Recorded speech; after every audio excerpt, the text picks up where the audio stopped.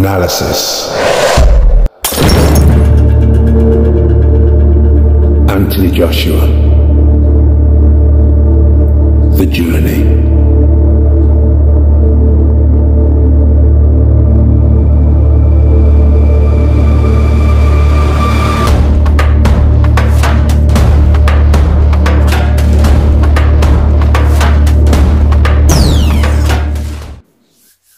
How you doing, guys, and welcome to another episode of Finalysis in 2024.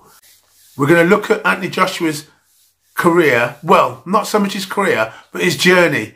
We know that he had a remarkable fight at the end of last year against Otto Wallin, and he was punch perfect in that fight and retired Wallin in the 5th round. So moving forward, let's look at where things went wrong for Joshua and where the journey's taken him now. Now, in the 1st of June, 2019, he fought Ruiz. At that time, he had Rob McCracken as his trainer, and that was his first defeat at Madison Square Gardens. In December 2019, Joshua had an immediate rematch with Andy Ruiz, and he came in with a completely different approach. He wasn't going to make that mistake again of standing and trading with Ruiz. And in that fight, he boxed. He was on his feet and he boxed. And he put on a really good performance. And he kept it up and got a unanimous decision over Andy Ruiz. He went on to fight Usyk. Now, in this first Usyk fight, Joshua used the completely wrong tactics, and he approached this fight like he wanted to box Usyk. Now, Usyk is a skillful fighter, skillful boxer, but Joshua chose to box him, and that was the downfall in that fight. In the rematch, he chose a different trainer. Now, AJ wanted to keep the trainer he had with Rob McCracken, but there was public pressure, experts, pundits, all saying Rob McCracken needs to go. Lennox Lewis, he was saying Rob McCracken needs to go. So in the end, Joshua caved into the peer pressure, caved into the pressure from the media, and let Rob McCracken go. And he had the second fight with Usyk under Robert Garcia. Now, I think Robert Garcia, that wasn't a very good fit, and I just didn't think Robert Garcia was the right trainer for him, to be honest with you. Robert Garcia seemed more concerned about where it puts him having his first heavyweight champion if Joshua was to win, and also he just seemed more concerned about the money and the publicity. So in that second fight, Joshua did put on a very good display in that one, and there wasn't much to improve Joshua. Again, he still tried to box and he put on the pressure, but he came short. The 9th round, it looked like he was going to take Usyk, but Usyk came back strong in the 10th round and won the fight, and that was it. So that led to another change, and we move on to his other new trainer, which was Derek James. Now, with Derek James, AJ was more defensive minded. He wasn't following through with the jabs, and he didn't try to. He fought Jermaine Franklin, and he didn't try to follow through either with the jabs. He had a second fight. AJ won that fight with Franklin. But the performance, although I thought it was a good performance for a guy coming back off 2 losses, public and experts didn't agree, and Joshua was once again slated. He had the fight with Helenius. Again, a very cautious approach, and I think it was around the 7th round where Joshua caught Helenius and put him to sleep. And I think it was a right hand I'm sure it was the right hand. He went in with a jab and followed through with the right hand, and Helenius collapsed. The ironic thing with this Helenius fight was that he was tested after the fight and found to be positive. Now, he replaced White. He replaced White. Now, White, again, that was supposed to be the original opponent, but he got found with, tested positive. So then Helenius came in. And I must say, before the Franklin and the Helenius fight, he did have the Pulev fight. During that fight, I thought AJ showed some improvements in his skills. He was doing pull counters.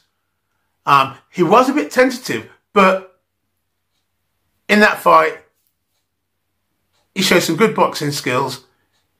He dominated Pulev and eventually took him out.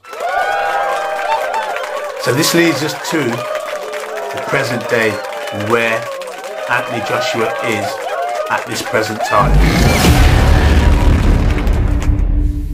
Now, I can't remember exactly when it was, but there was going to be a 4-man tournament with Usyk, Fury, Joshua and Wilder. Now, that was going to be under Skills Challenge in Saudi Arabia. It was everybody apart from Fury had agreed to that. And it was looking like it was going to go ahead. But then Skills Challenge was replaced by the Riyadh season. Is it Prince Turkey Alashe? I can't say his name, but Prince Turkey, His Excellency. Now, Fury was meant to fight on the 23rd of December against Usyk, but following Fury's fight with Ngannou, where in most people's eyes he got beat, that fight was postponed and a late replacement card was put on, and it was full of heavyweights. If you look at the other videos, you look at Riyadh season, you'll see who was on the cards for that fight. And Joshua was fighting Wallin and Wilder was fighting Parker. Now, Wilder, he lost against Parker. Wallin was expected to be the tougher fight for Joshua because of what he went through with Fury. And with Fury, he cut Fury's eyes, and in any other fighter, that fight would have been stopped. But he cut Fury's eye over the eye, and that put in some urgency in Fury, and he ended up beating Wallin on a 12-round decision where the fight was a very tough and difficult fight. So we now come into this fight with Wallin, and AJ had been training previously with Ben Davison just while he's over in the country warming up. So he was going to use Ben Davison for this fight, and this brings us up to where we are now, where he put on a really good performance. He beat Wallin, retired him in the 5th round. Joey Dimash, is that his trainer? Well, he stopped. He didn't send Wallin back out for that fight. Now, Wallin spoke after this fight, and he said that compared with his fight with Fury, AJ was a much tougher fight. And he made, to be fair, he made no excuses, and he just said that AJ was a lot better, stronger than he had originally thought, and he gave AJ a lot of credit and praise, but he said that there's no excuses, AJ won. When asked who would win between AJ and Fury, I think he answered correctly. He said he doesn't know. Styles make fights, and he couldn't really say. But he did pick Fury to beat Usyk, so that just backs it up. Styles make fights. So where does Joshua's journey continue from here? Well, let's have a look at that. Joshua's now beat Wallin, and the heavyweight division has been shook up. We've got February the 17th, Fury and Usyk are fighting for undisputed. And after that fight, it's looking like the IBF will strip the winner of the IBF belt, and the belts will probably get fragmented, but there may be a rematch as well. So in the meantime, the next Riyadh season fights are in March. Now, I believe Joshua will choose an opponent for that. I know he's looking to go now the IBF route, but he hasn't ruled out the Wilder fight. Although, personally, I don't think Wilder deserves it. I don't think Wilder deserves a fight.